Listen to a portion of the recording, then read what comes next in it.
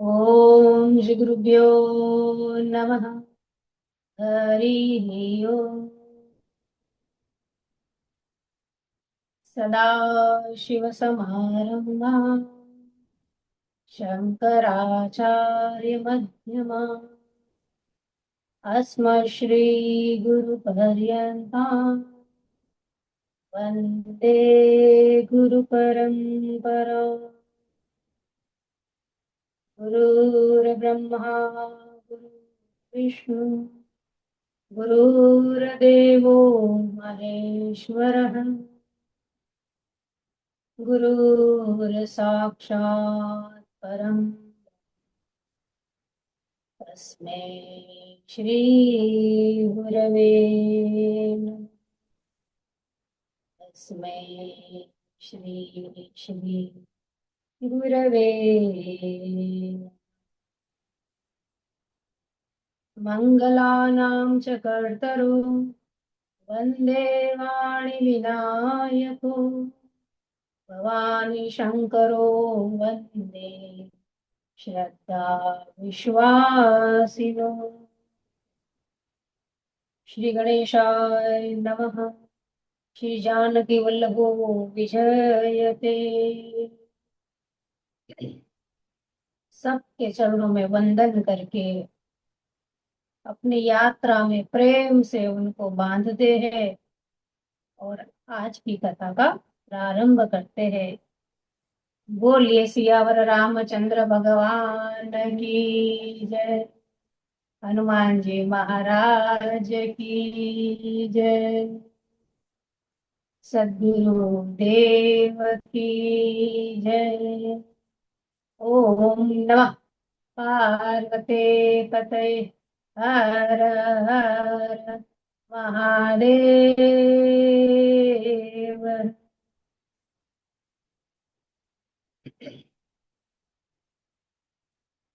सती मरत हरिसन बरु मांगा जन्म जन्म शिव पद अनुरागा। ते ही कारण हिमगिरि गृह जाई जन्मे पार्वती तनु पाई।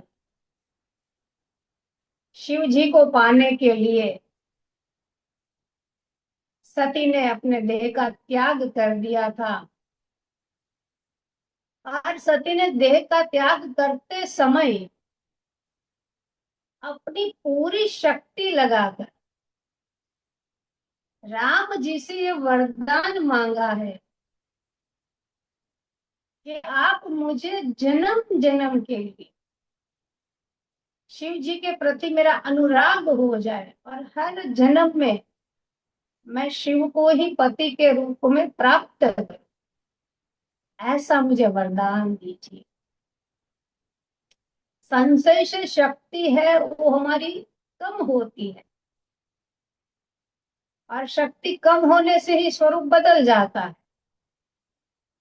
पर यहाँ सती ने अपनी सारी शक्ति लगा दी है। संशय के कारण शिव से दूर होना पड़ा था पर अब संशय को मिटाना है और पूरी शक्ति के साथ भक्ति में लगना है। और शिव जी से मिलने के लिए जो शक्ति चाहिए वो शक्ति राम नाम से मिलती है, वो जान गए। इसलिए उन्होंने राम जी से प्रार्थना करी है। संशय के कारण सती ने सीता का स्वरूप लिया और शिव से दूर होना पड़ा। आज सती है तो सती का स्वरूप मिटाकर शिव से मिलने के लिए, भक्ति के लिए, शिव को प्राप्त करने के लिए पार्वती जी के रूप में हिमालय राजा के यहाँ प्रकट हुए हैं। माँ पार्वती का जन्म हिमालय राजा के यहाँ हुआ है। पर्वतों के राजा है हिमालय, हिमवान। जब ते उमा शैल गृह जाई, सकल सिद्धि संपत्ति तह छाई। जब से उमा, माँ पार्वती, जगदम्बा, जगत जननी, जगदीश्वरी, भवानी, भुवनेश्वरी, हिमाचल के घर जन्मी तब से वहां सारी सिद्धियां और संपत्ति छा गई है। देवी देवता तो अपना अपना स्थान छोड़ के आ गए, हिमालय की कंदराओं में पर्वतों का रूप लेकर बस गए। पर तपस्वी मुनिजन भी अपना अपना स्थान छोड़ के हिमालय की कंदराओं में आ गए। जहां शक्ति स्वरूप है, वो शक्तियां ही संपत्ति और सिद्धि दोनों प्रदान करती। खाली संपत्ति से भी जीवन सफल नहीं होता और खाली सिद्धि से भी नहीं। संसार को पार करना है, वो दोनों चाहिए। और संसार चाहिए तो दोनों चाहिए। और शिव चाहिए तो दोनों से मुक्ति चाहिए। ये संपत्ति जब आती है तो अकेले नहीं आती है, संपत्ति अपनी सहेली को लेकर आती है। और संपत्ति की सहेली है विपत्ति, वो कभी अकेले नहीं आती है। सिद्धि क्या है? सिद्धि ऐसी बेड़ी है जो आपको संसार में बांध देती है। जब हमें कुछ आता है तो वो जो कला हमें आती है, जो भी कार्य हमें आता है, जो हम कार्य परफेक्शन के साथ कर सकते, तो हम उस कला के साथ, उस कार्य के साथ बंध जाते हैं। सिद्धि माने क्या? प्रकृति ने कुछ रहस्य खोल दिए और उस शक्ति को आप अपने हिसाब से काम पे लगाते, अपने लिए लगाते हो। किसी की किसी का भला करने के लिए लगाते हैं तो वो सिद्धि है। पर जब हम किसी का बुरा करने के लिए लगाते हैं, प्रसिद्धि पाने के लिए सिद्धि का उपयोग करते हैं, तब वही सिद्धि जो है हमें नीचे गिराती। पर यहाँ तो ऋषि मुनियों को सिद्धि मिल गई है। सीधे सीधे जगदम्बा, जगत जननी, भुवनेश्वरी का दर्शन होगा।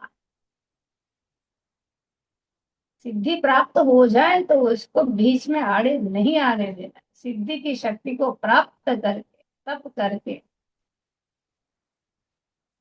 शिव और शक्ति का एक साथ दर्शन करना है।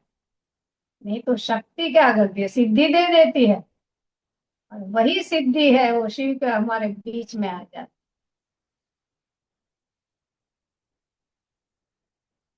जब से उमा ने अवतार धारण किया है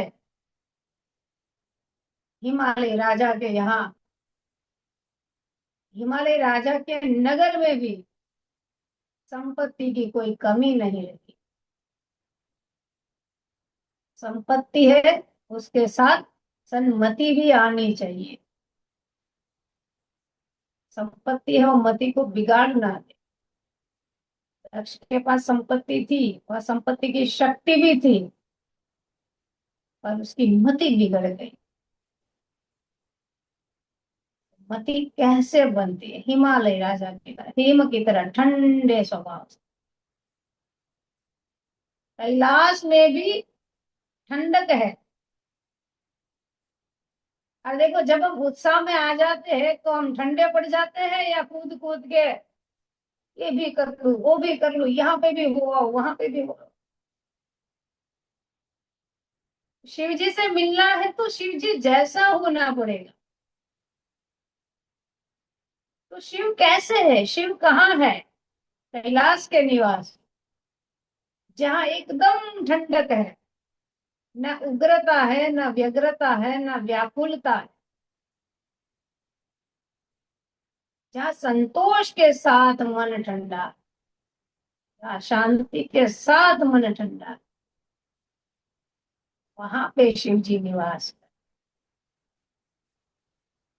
हिमाचल राजा के यहाँ माँ पार्वती इसलिए प्रकट हुए हैं, पर्वतों के राजा है, और पर्वतों को जड़ कहा गया।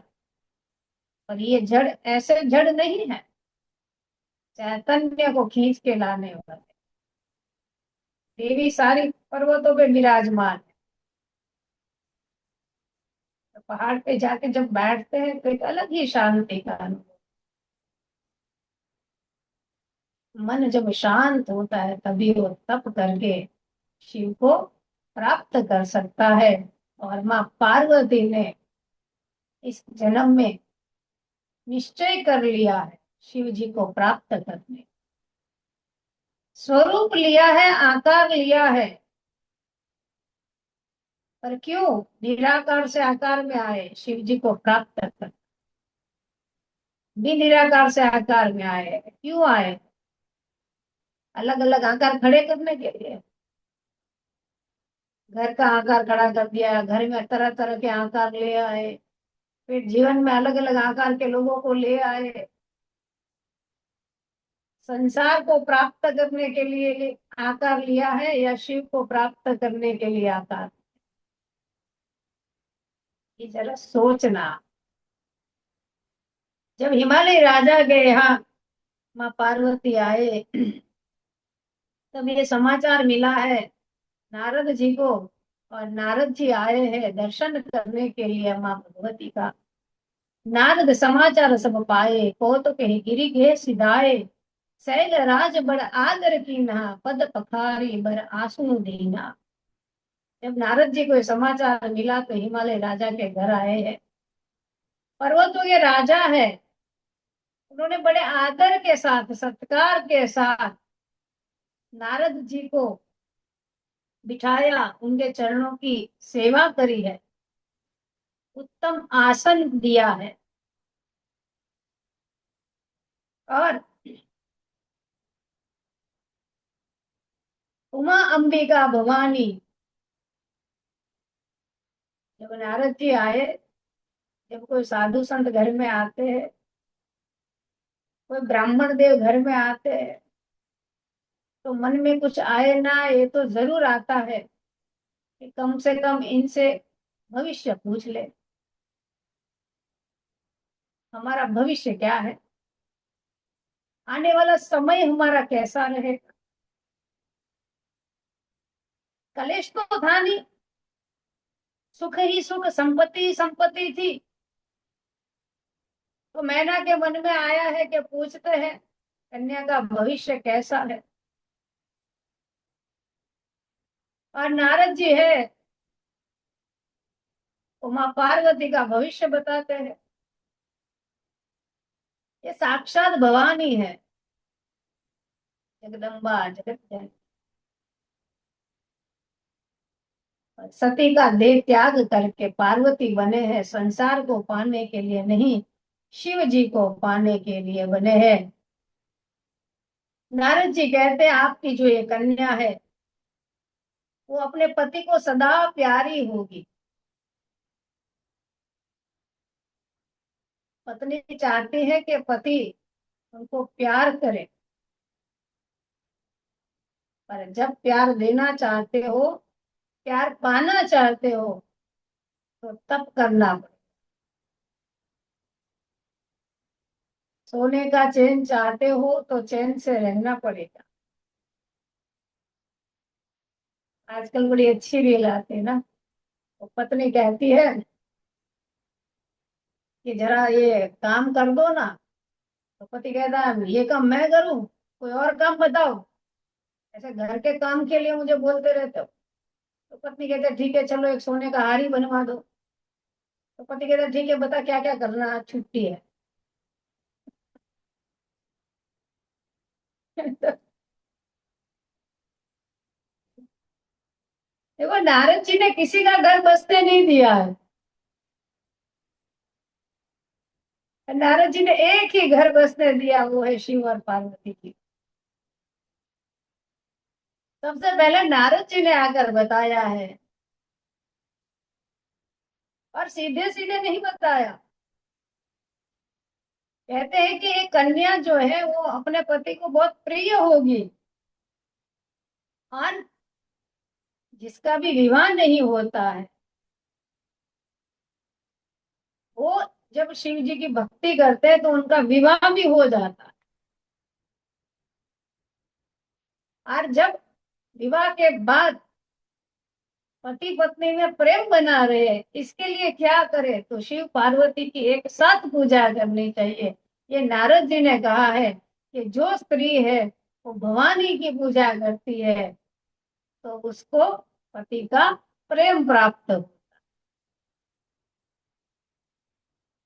सन्यासी के लिए तो दो धारी तलवार है भक्ति, पर यहाँ पे नारद जी कहते हैं तीन धार पे स्त्री है वो सवार हो जाएगी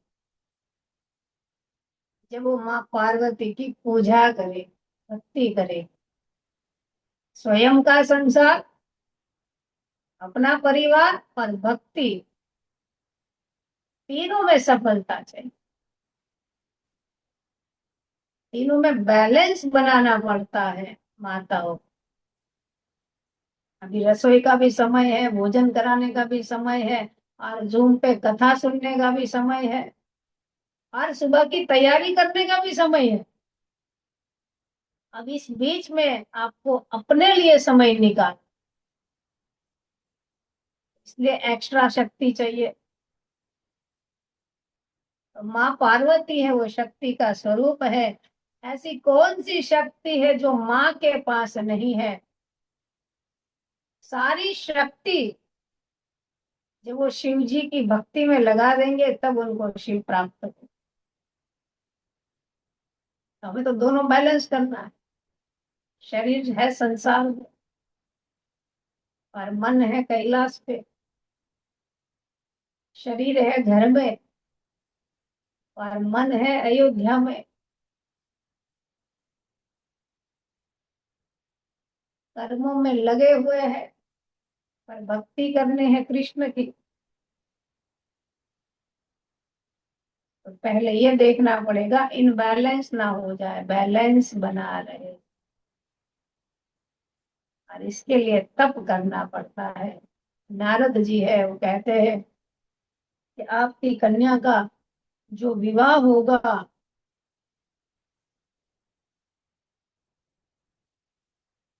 वो जिसके साथ होगा वो कोई गुण नहीं है उसके अंदर, गुणहीन है। जो निराकार है उसके अंदर गुण कैसे हो सकते हैं? गुण तो प्रकृति के अंदर है। शिव जी के अवगुण दिखा रहे हैं। अवगुण का अर्थ क्या है? गुणों को उल्टा कर दो।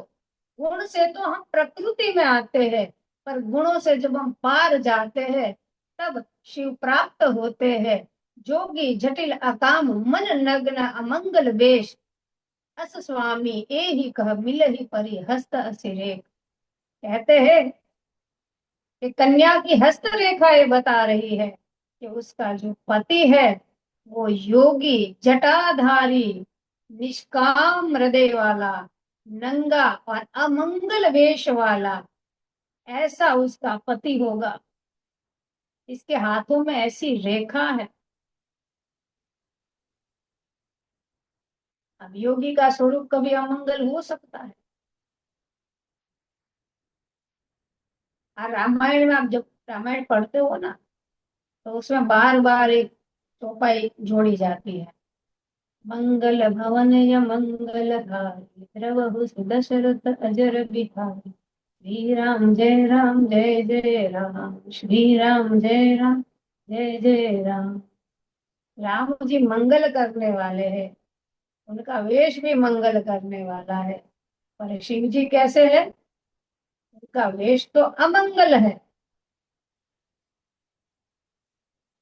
दिखने में अमंगल है, पर जो एक बार उन्हें देख ले उसका मंगल हो जाए।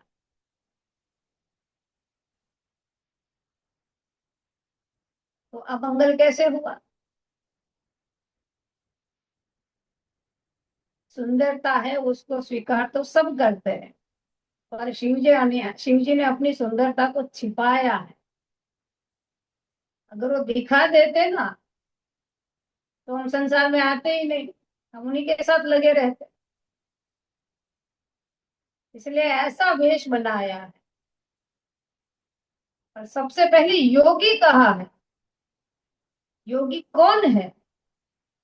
जो स्वयं की शक्ति को, स्वयं को जानने में लगा देता। जो भी शक्ति हमें मिली है, वो शक्ति क्यों मिली है? ताकि उस शक्ति से हम स्वयं को जान पाए, मैं कौन हूँ। जटाधारी। संसार का कोई आधार नहीं है।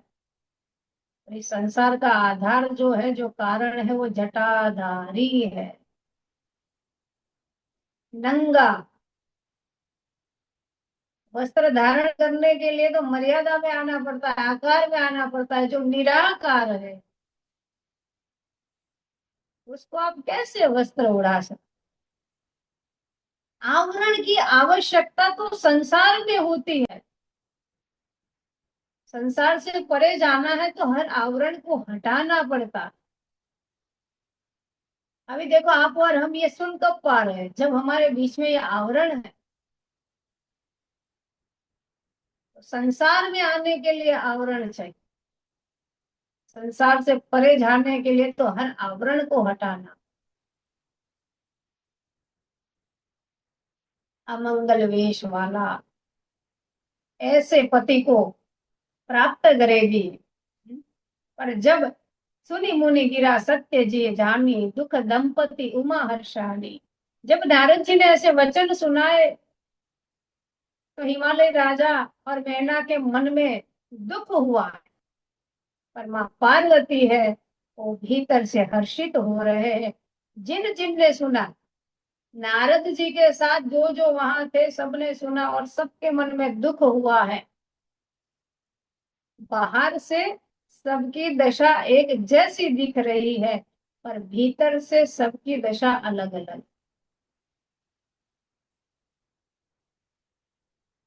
माँ पार्वती है, वो हर्षित हो रहे हैं। एक ही परिस्थिति में 10 लोग बैठे हैं। बाहर से दिखेगा कि दसों के दसों दुखी है, दसों के दसों चिंता कर रहे हैं, पर भीतर सब अलग अलग सोच रहे हैं। कोई बाहर निकलने की युक्ति सोच रहा है, कोई इसका कारण सोच रहा है कि कैसे हुआ, कोई भीतर हर्षित होता है कि इसको कैसे बढ़ाया जाए। चिंता एक ही समय पे, एक ही परिस्थिति में सारे लोग बैठे हैं, एक ही चिंता को लेके बैठे हैं, पर भीतर की अवस्था सबकी अलग अलग है। एक ही संसार में हम सब हैं, पर भीतर से सबकी अवस्था अलग अलग है। कोई सोचता है क्यों मनुष्य देह मिला, क्यों संसार में आए, कितना दुख है, कितना कष्ट है, कितना सहन करना है। और कोई बैठ के हर्षित हो रहा है, वाह संसार में आए तो राम नाम ले पाएंगे। क्योंकि राम नाम रटने के लिए जीवा चाहिए। राम नाम का अनुभव करने के लिए मर्यादा में आना पड़ता है। शक्ति को अनुभव करने के लिए आकार में आना पड़ता है। और जब आकार में आकर तप करते हैं, तब आकार छूटता है और निराकार प्राप्त होता है। निराकार हमारा स्वयं का नहीं, जिसके कारण आकार मिला है, और जो निराकार का कारण है उसको हम प्राप्त कर सकते हैं। तो आकार में आए शक्ति के साथ तप करना है, और तप करके जो शिव स्वरूप है, निराकार जो है, उसको प्राप्त करना है। कहा मुनि से हिमवंत सुनो, जो विधि लिखा लीला, देव धनुष नर नाग मुनि कौनो मेटे निहार। जब ये बात सुनी तो सब दुखी हो गए, चिंतित हो गए। तब नारद जी कहते हैं, हे हिमवान सुनो, जो ललाट पर लिखा है, जो भी हम लिखा कर लाए हैं, उसे कोई मिटा नहीं सकता। हमें ही कर्म को भोगना ऐसा नहीं है, देवताओं को भी कर्म का भोग भोगना पड़ता है। चाहे देव हो, चाहे दानव हो, चाहे मानव हो, चाहे नाग हो, चाहे पशु हो, चाहे कोई भी आकार में हो, जो ललाट पर लिखा के लाए हैं वो भोगना पड़ता। सती लिखा कर लाई है, और सती जानते हैं कि जो गुण नारद जी ने बताए हैं, वो सारे गुण तो शिव के भीतर है। जे जे बर के दोष बखाने, ते सब शिव पही में अनुमाने। जो विबाहु शंकर सन होई, दोष वो गुण सम कह सब कोई। नारद जी कहते हैं, जो जो दोष मैंने बतलाए मेरे अनुमान से, वे सभी दोष शिव जी के भीतर है। अब देखो, संसार में दोष है कि शिव जी में है?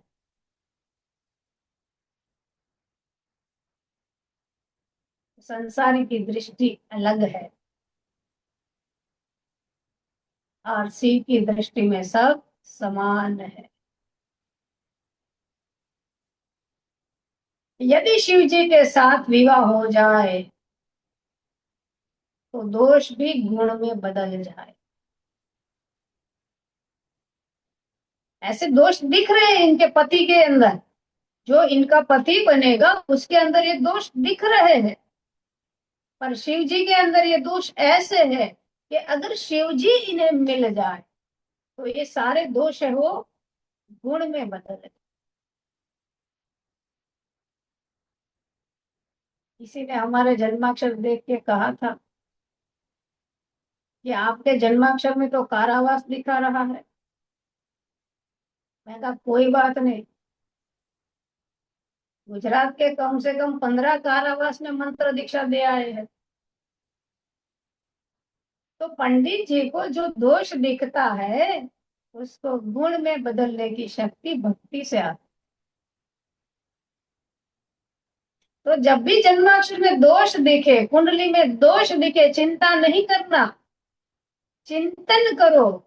उस दोष को गुण में भक्ति है वो बदल देती। उसको देख के डरना नहीं है। बहुत सुंदर उदाहरण दिया है यहाँ पे ये बात समझाने के लिए तुलसीदास जी ने। रवि पावक सुर सिर कई नाई, गंगा जी का उदाहरण दिया है। अगर गंगा जल से दारू बनाए तो दारू पवित्र नहीं हो जाता। कोई ये कहे कि गंगा जल से बना इसलिए पी लो ये पवित्र हो गया, नहीं। पर बहती गंगा में कोई एक ढक्कन डाल दे तो गंगा जल बन जाता है। तो यहाँ पे तुलसीदास जी कह रहे हैं कि गंगा जी में शुभ और अशुभ सभी जल बह जाता है, पर कोई उसे अपवित्र नहीं कर सकता। सूर्य, अग्नि और गंगा जी की भांति जो व्यक्ति समर्थ है उसे कोई दोष नहीं लगता। गंगा जी से दारू बने तो वो दारू ही है, पर दारू जैसा अपवित्र पदार्थ अगर गंगा जी में डाल दो तो वो पवित्र हो जाता है। उसी तरह हम अपवित्र है, हम दोष से भरे हुए हैं, पाप से भरे हुए हैं। पर जब हम गंगा जी को मिल जाते हैं तो हम पवित्र हो जाते। गंगा जी हमारे में मिलते हैं तो हम पवित्र हो जाते, पर गंगा जी को हम अपवित्र करते। तो उनकी शक्ति है, जो जिसे मिलते उसको वो पवित्र कर देते हैं। तो शिव ऐसे ही है, दोष के साथ मिलोगे तो भी आपको निर्दोष कर देंगे, अवगुण के साथ मिलोगे तो भी आपको गुणों से भर देंगे। यही जीव और ईश्वर में अंतर है। सुर सिर जल कृत बाहुनि जाना, कबहु न संत करही ते ही पाना। सुर सरी मिले सो पावन जैसे, इस अनसही अंतर तैसे। गंगा जल से बनी हुई मदिरा को संत लोग उसका पान नहीं करते, पर वही गंगा जी में मिल जाने पर जैसे वो पवित्र हो जाता है, उसी तरह ईश्वर और जीव में भी वैसे ही भेद है। पर जीव जब ईश्वर को मिल जाता है तो वो पवित्र हो जाता है। आशुतोष पुनि किए कलेशु, पर ये कब संभव है? क्या करे माँ पार्वती कि उनको शिव प्राप्त हो जाए? तब नारद जी कहते हैं कलेश, कलेश का एक अर्थ है तप। जब कलेश होता है ना तो तप करना पड़ता है। यहाँ संसार वाला कलेश नहीं है, यहाँ शिव जी को प्राप्त करने वाला कलेश है। शिव के लिए तप करने से शिव मिलते हैं। जिसके लिए हम तप करते हैं वही चीज हमें मिलती है। ये विवेक हमें दिया है कि हम क्या पाना चाहते हैं। भागवत में देखो तो जिन जिन को नारद जी मिले उन सबको नारायण मिले हैं। पर यहाँ अभी राम जी के प्रकट होने की कथा आई, उससे पहले शिव जी की कथा आई है। और माँ पार्वती शिव जी को कैसे प्राप्त कर सकते हैं, ये उपाय नारद जी बताते हैं। तप करने से ये संभव है। हम शरीर लेकर आकार लेकर संसार में आए हैं और हमें निराकार शिव जी को प्राप्त करना है, तो संसार में तप करना पड़ेगा। शिव जी सहज ही समर्थ है, तो समर्थ है, कुछ भी कर सकते हैं। तो उन्होंने सती को रोका क्यों नहीं? सती का त्याग क्यों किया? पर उसमें उन्होंने जाना था कि ये मेरी इच्छा नहीं है, वही होता है जो राम जी ने रचना करके रखा है।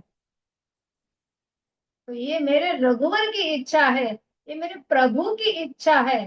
पर उनकी इच्छा थी, इसीलिए उनकी इच्छा को उन्होंने पूर्ण किया।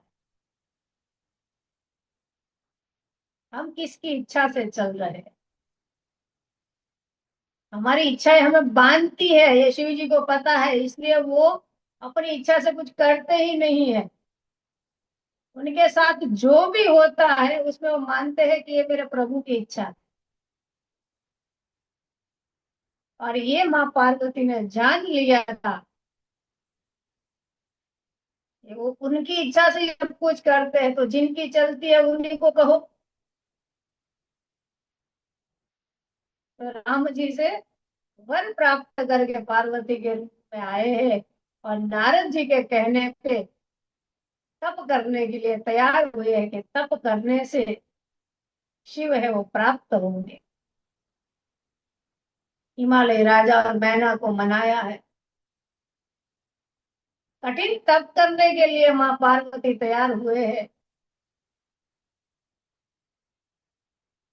हिमालय की कंदराओं में संसार के सुख का त्याग करके राजा के घर में जन्म लिया है, पर शिव जैसा पति पाने के लिए राजमहल का त्याग करके तप करने के लिए आए हैं।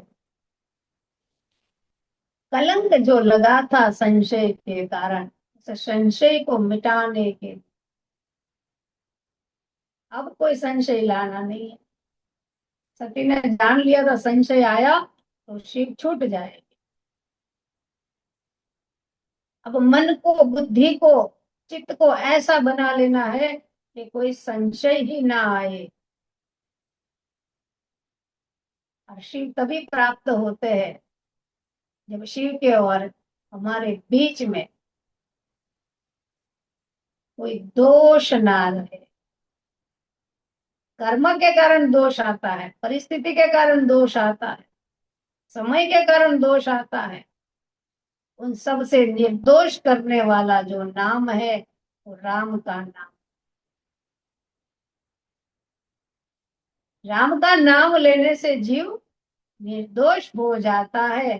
चाहे उसने मंगल कार्य किया हो चाहे अमंगल कार्य किया हो, दोनों से, पाप और पुण्य दोनों से मुक्ति मिलती है। मंगल भवन मंगल हारी प्रभु दशरथ अजर बिहारी, श्री राम जय जय राम, श्री राम जय राम जय जय राम, श्री राम जय राम जय जय राम, श्री राम जय राम जय जय राम, श्री राम जय राम जय जय राम, श्री राम जय राम जय जय, रघुपति राघव राजा राम, श्री राम जय राम जय जय राम, दशरथ नंदन राजा राम, श्री राम जय राम जय जय राम, श्री राम जय राम जय जय राम, श्री राम जय राम जय जय राम, श्री राम जय राम जय जय राम। तब करना क्या है? सीधी सरल भाषा में बताओ तो संसार को भूलना, और कुछ नहीं है। मोबाइल को रीसेट करना,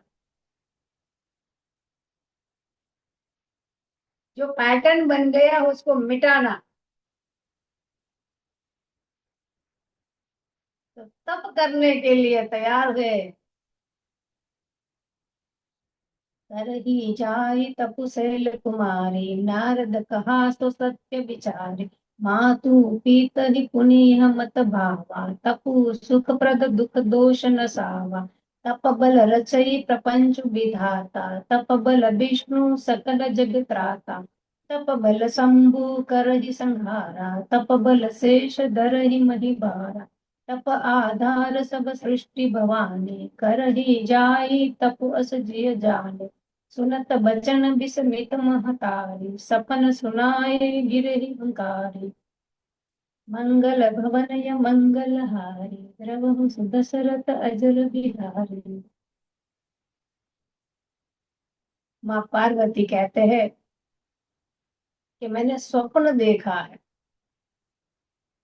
शिव जी मेरे पति हो गए, पर कब? जब मैं तप कर, और तप की महिमा सुनाई।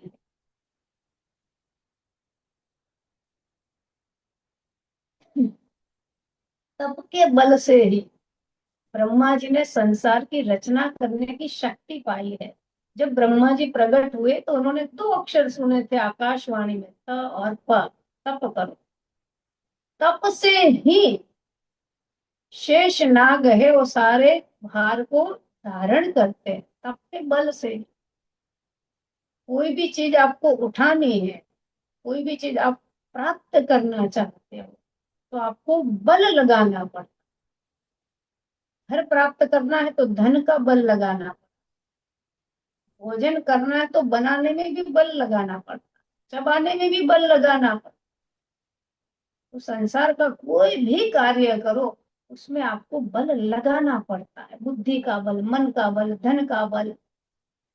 पर संसार जिसने बनाया है उसको पाना है तो एक ही बल है, तप का बल।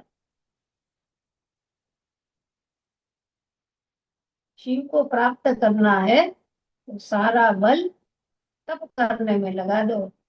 और माँ पार्वती ने यही किया है।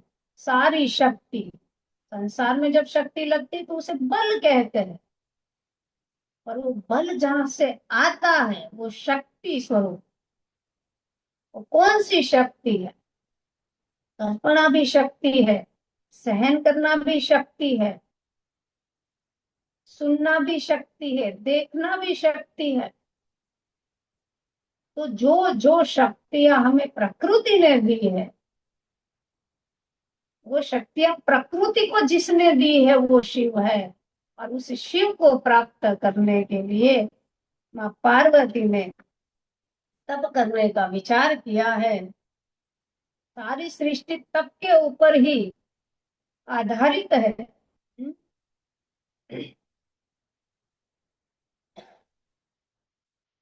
उर धरि उमा प्राणपति चरना, जाई विपिन लागी तप करना, अति सुकुमार न तनु तप जोगु, पति पद सुमिर तेहु सब भोगु। प्राणपति शिव जी के चरणों में हृदय को धारण करके माँ पार्वती है वो वन में जाकर तप करने लगे हैं। माँ ने अपने प्राणों को, यहाँ पे ये नहीं कहा है कि मन को लगा दिया, बुद्धि को लगा दिया, चित्त को लगा दिया, नहीं। यहाँ पे तुलसीदास जी कहते हैं कि प्राणपति शिव जी को प्राप्त करने के लिए अपने हृदय में शिव जी के चरणों को धारण कर लिया है। हृदय में प्राण बसते हैं और हृदय के भीतर प्राण पति बसते हैं। जो परमात्मा है वो हृदय में बसते हैं और जो सारी शक्ति का सोर्स है वो हमारा हृदय है।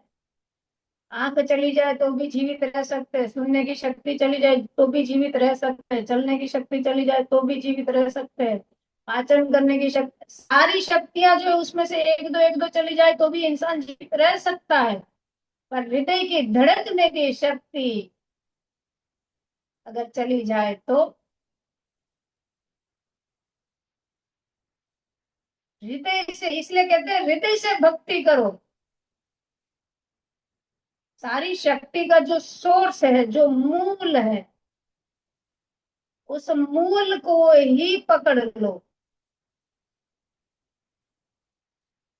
और कुछ नहीं देखना है। चरणों को हृदय में धारण कर लिया है, मुख को नहीं, क्योंकि मुख देखते हैं तो दुख आता ही आता है। अरे इनके जैसा तो मेरा मुख नहीं है, अरे इनके जैसी तो मेरी आंखें नहीं है, अरे ये तो बड़ा अच्छा मुस्कुराते हैं। विकार भी आता है, संशय भी आता है, दुख भी आता है, द्वेष भी आता है, सब कुछ चेहरे से ही है। ये चरणों को धारण कर लिया है हृदय में। और माँ पार्वती है वो तप करने लगे।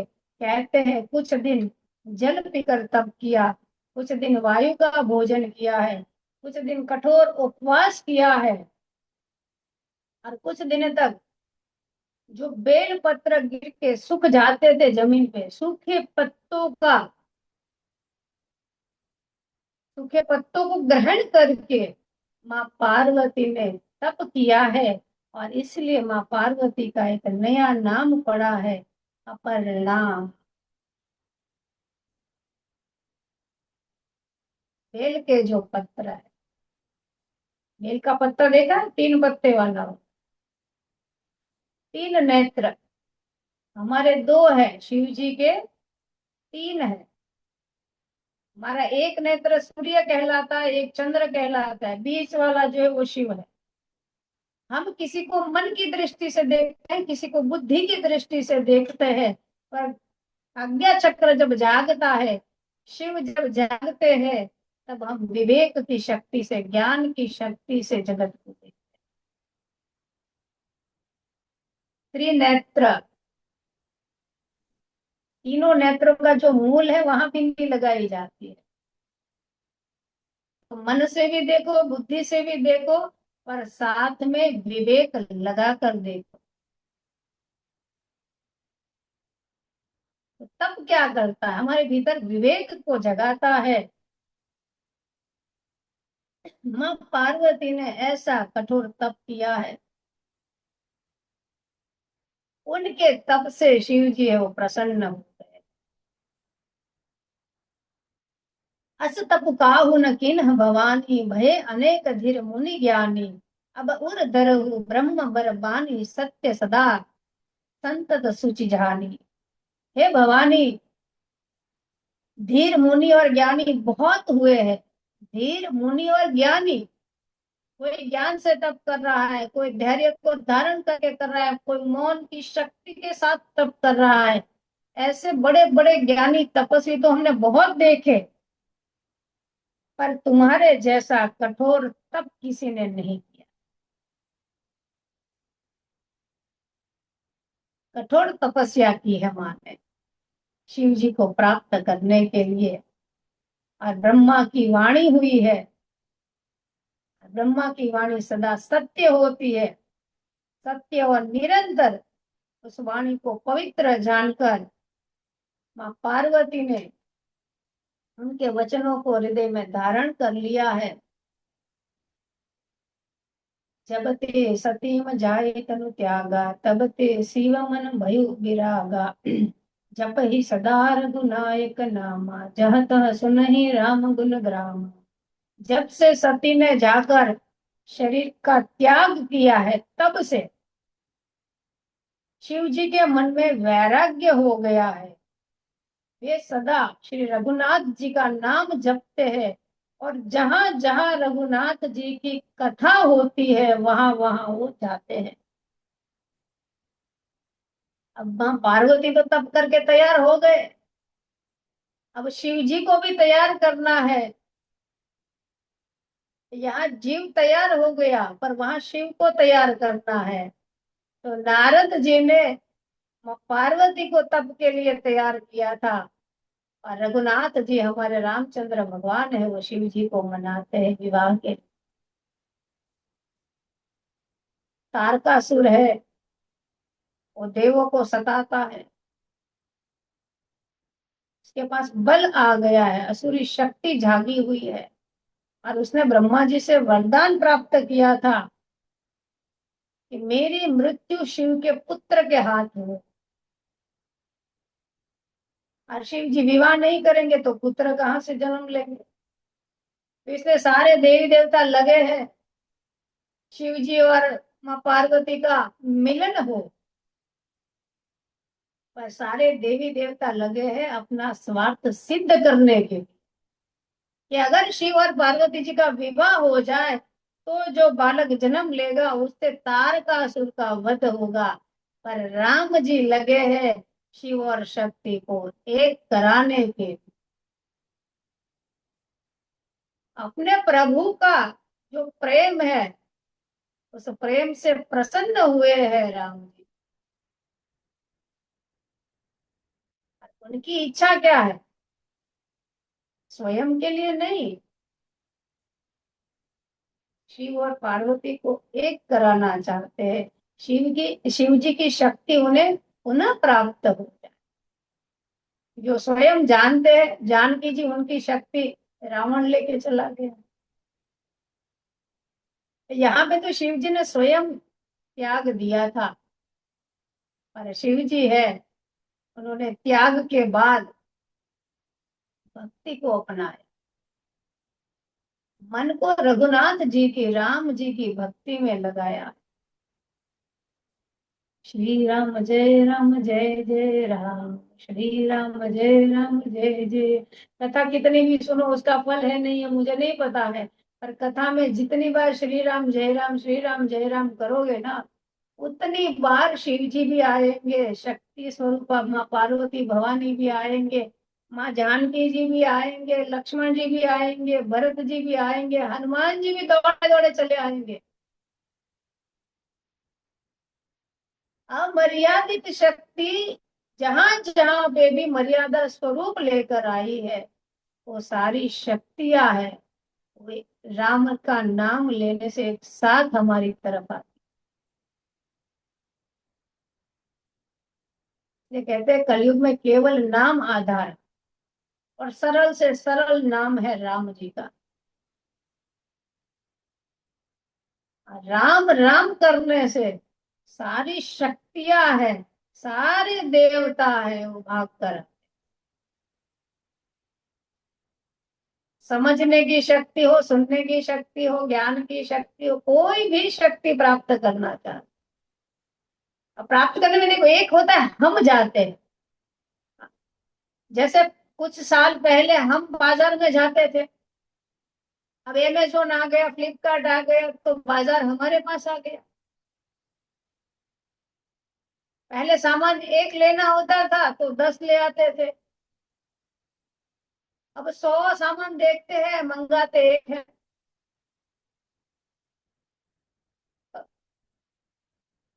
ये ऐसा ही है। आपके पास सब आ जाएगा। पहले आपको सामान के पास जाना पड़ता था। सारे सारे आपको इच्छा पूर्ति करनी है तो जिस देवता के पास वो शक्ति है वहां जाना पड़ेगा। जैसे आपने मन्नत मांगी कि बेटे के यहाँ बेटे का जन्म हो जाए, तो हे द्वारिकाधीश मैं आऊंगी, तो आप गए। पर आप राम राम करो तो सारे देवता आपके पास आएंगे। तो कुछ पल राम जी को याद करते हैं, अपने मन से ही राम का नाम लेते हैं। श्री राम जय जय राम, श्री राम जय राम जय जय राम, श्री राम जय जय राम, श्री राम जय जय राम। दशरथ नंदन राजा राम, श्री राम जय जय राम, श्री राम जय जय राम। रघुपति राघव राजा राम, राम जय जय राम, श्री राम जय जय राम। राम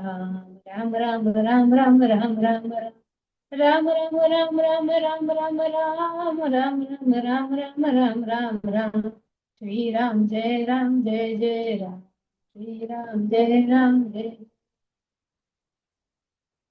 छल कपट और स्वार्थ से जब हम शब्द बोलते हैं तो हमें संसार में उलझा देते हैं। पर हमारे जो वचन है, हम जो बोलते हैं, उस बोलने में भक्ति जागनी चाहिए, ज्ञान जागना चाहिए, और वचन हमारे धर्म से युक्त होने चाहिए। तभी वो वचन है वो हमें संसार से मुक्ति दिला सकते। जब हम किसी से वार्तालाप करते हैं तो हमारे शब्दों से क्या निकलता है, भक्ति, ज्ञान या धर्म? हमने कभी ये देखा है कि हम बोले उससे कौन सा भाव जागा है? सुनने वाले का तो छोड़ो, हमारे भीतर से कौन सा भाव? 90% छल कपट और स्वार्थ के साथ ही शब्दों को निकालते हैं, मेरा काम है। और देवता भी यही करते हैं, हमारा काम बन जाए।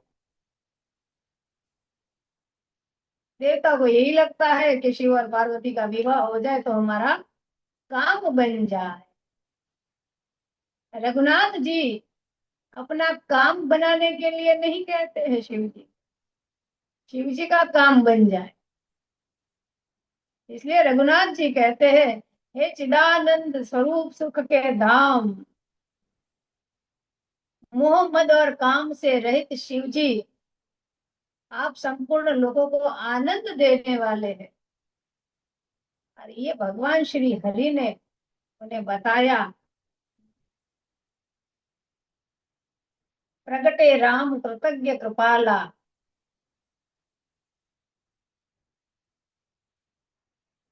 भक्ति जब करते हैं, सारी शक्ति को जब हम लगाते हैं, तो हमारे भीतर क्या प्रकट होता है?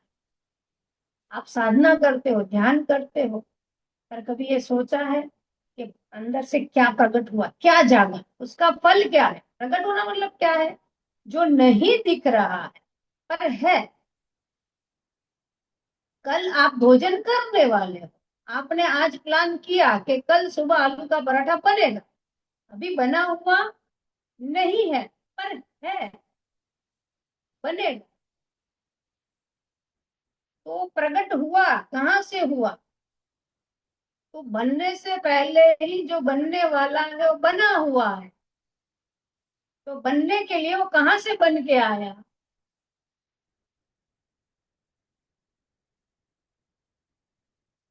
तो हम साधना कर रहे हैं, हम भक्ति कर रहे हैं, हम तप कर रहे हैं, हम व्रत कर रहे हैं, हम जप कर रहे हैं, हम जो भी कर रहे हैं उससे हम क्या प्रकट करना चाहते हैं?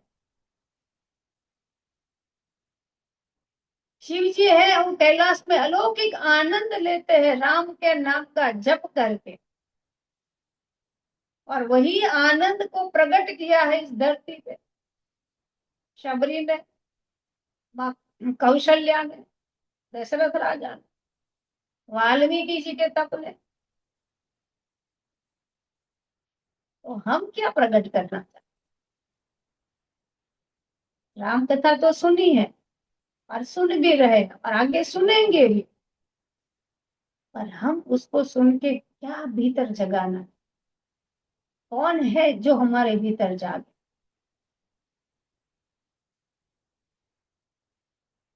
राम जी की भक्ति करी है तो राम जी प्रकट हुए हैं।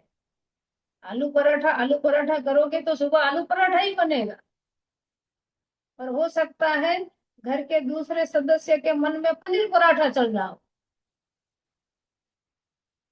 तो सुबह आलू पराठा देख के कहेगा अरे मम्मी क्या बना दिया, तो मम्मी तुरंत कहेगी रुक, कितनी देर फ्रिज में से पनीर निकाला बना, वो भी प्रकट हो गया।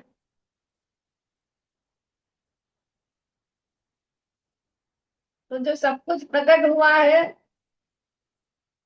वो जिसके कारण प्रकट हुआ है उसको पाना है, या जो प्रकट हुआ है उसको पाना है?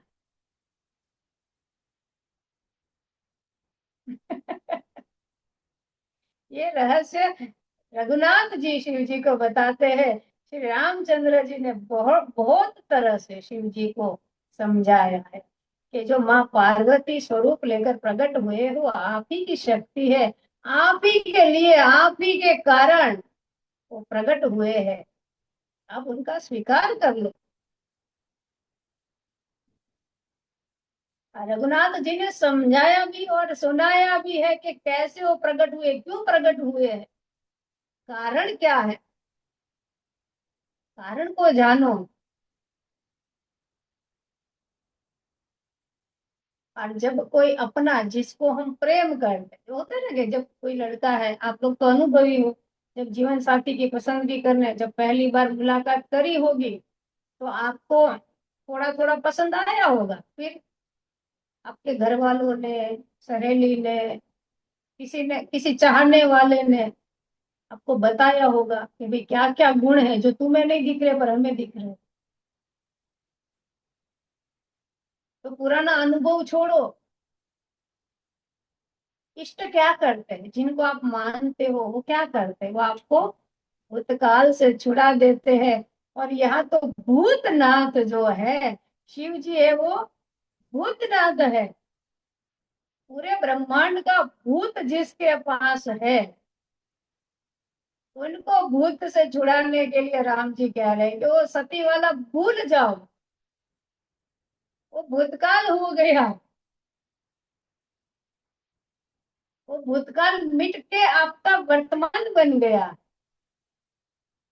अभी जिस पल में बैठे हैं वो भूतकाल के कारण ही मिला हुआ है, पर इस पल का आनंद तब ले पाएंगे जब हम उस पल को, भूतकाल को भूल जाएंगे। आप भूतनाथ हो, सारा भूत आप ही के पास है, पर आपकी शक्ति इस पल में आई है, आप उनके साथ विवाह कर लो। अब बिनती मम सुनो शिव जो मोह पर निज नेह, जाई विवाह शैल जहिया मोहि मांगे देव। और राम जी ने देखो इमोशनल भी ब्लैकमेल किया है।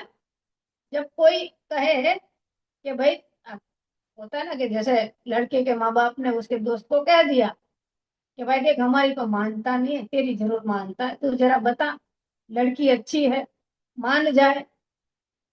तो यहाँ रामचंद्र भगवान जी वही कह रहे हैं, मेरे कहने पे आप मान रहे हो, इसका कारण क्या है, आप मुझसे प्रेम करते हो। और रामचंद्र जी कहते हैं कि आप अगर मुझसे प्रेम करते हो तो बात मान जाओगे,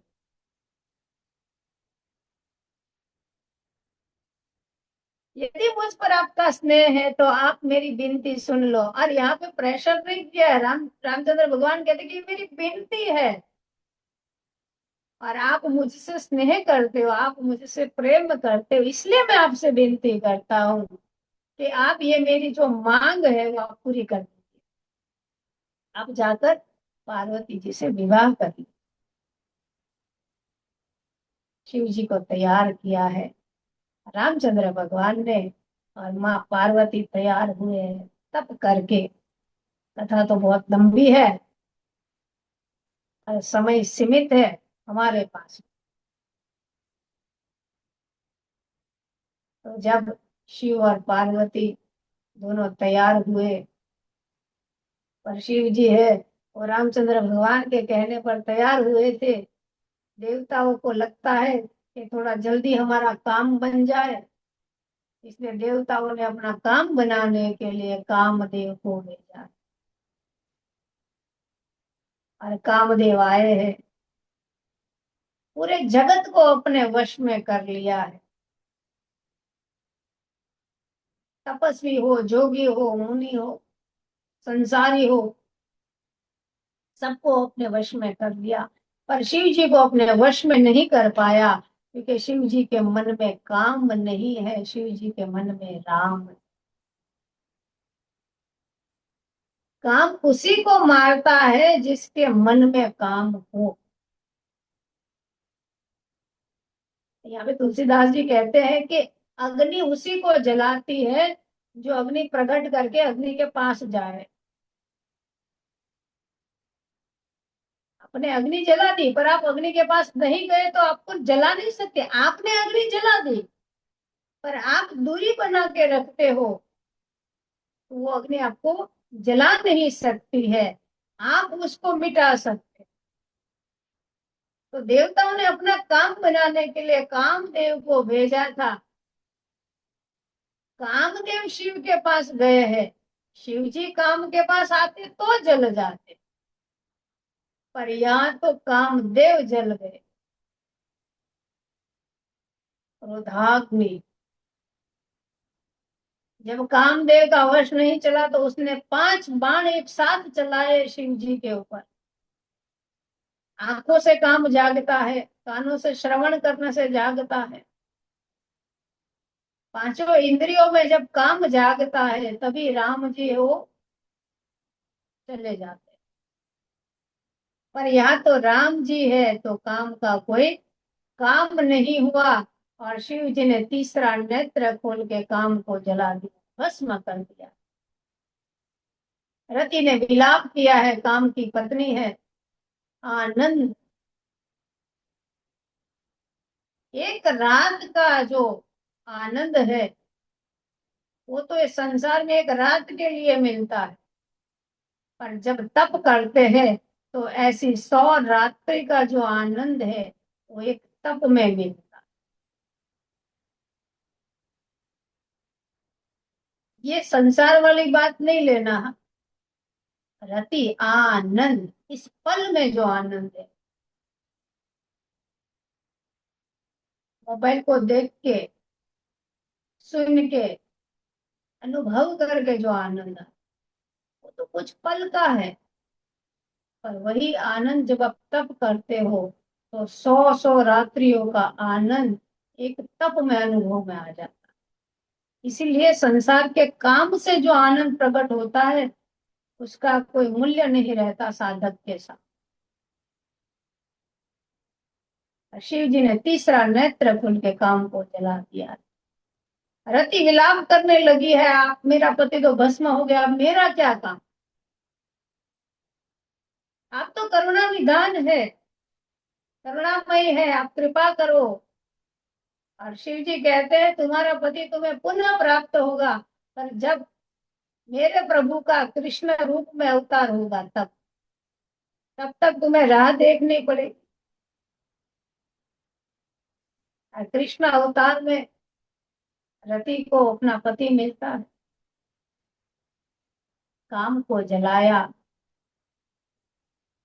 काम हमें शक्ति में लगाता है, हमारी शक्ति को ले जाता है, और यहाँ शिव जी अपनी शक्ति को लेने जाने।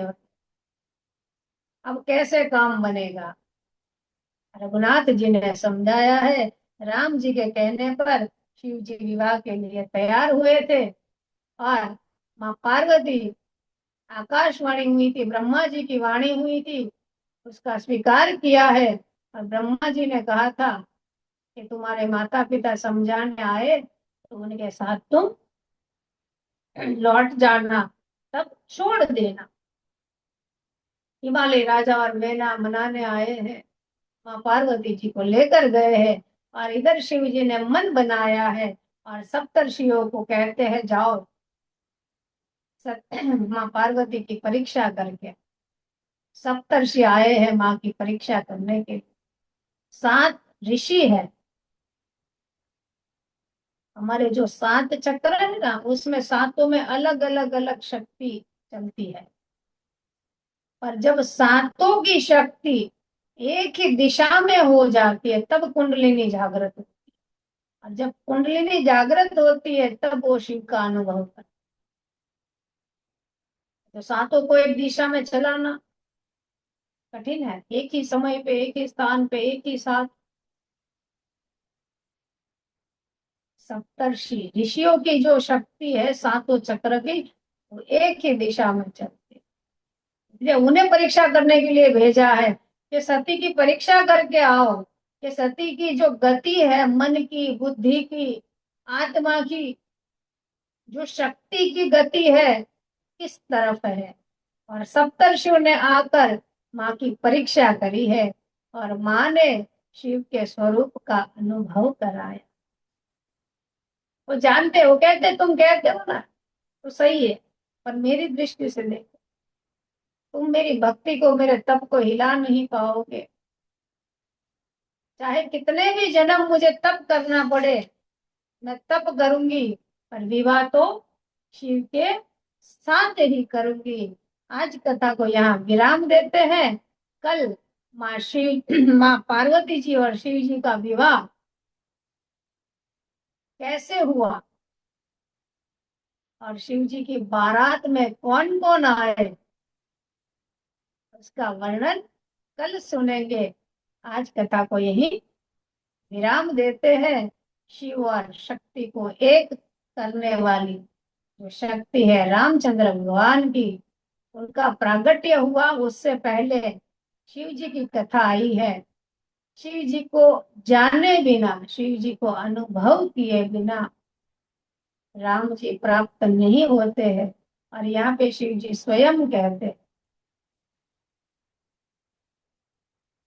कि मुझे वो भक्त प्रिय है जो राम की भक्ति करते हैं। और राम जी कहते हैं मुझे वो भक्त प्रिय है जो शिव जी की भक्ति करते। तो दोनों को अलग जो माने वो मूर्ख है। दोनों एक ही है।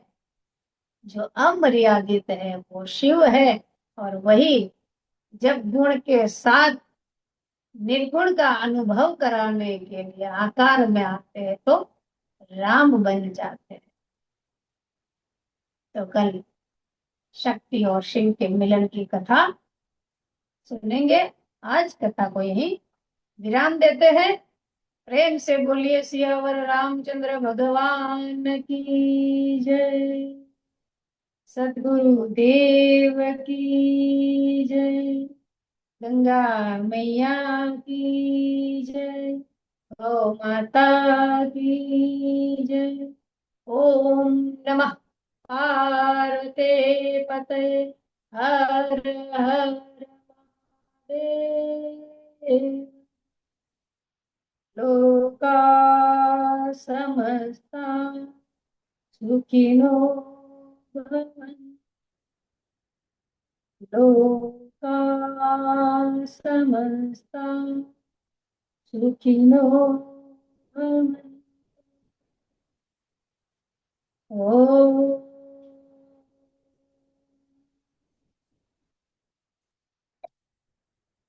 शांति शांति शांति।